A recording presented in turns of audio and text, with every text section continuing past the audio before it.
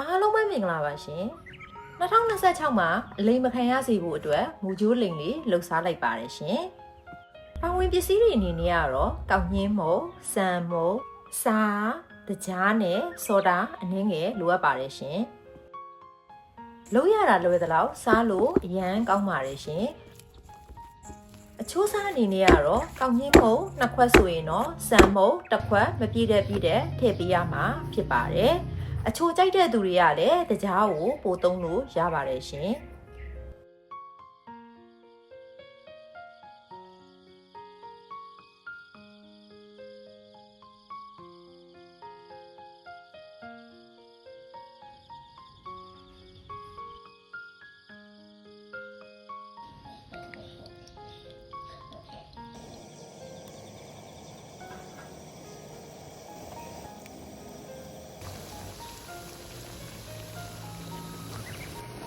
ကျွတ်ရွလေးနဲ့စားလို့အရန်ကောင်းတဲ့မူဂျိုးလင်လေးရပါပြီရှင်စားကြပါအောင်ရှင်2026မှာတော့ချစ်တယ်ဆိုပြီးအလိမ်ခံရခြင်းမှာကင်းဝေးကြပါစေရှင်အားလုံးကိုကျေးဇူးတင်ပါတယ်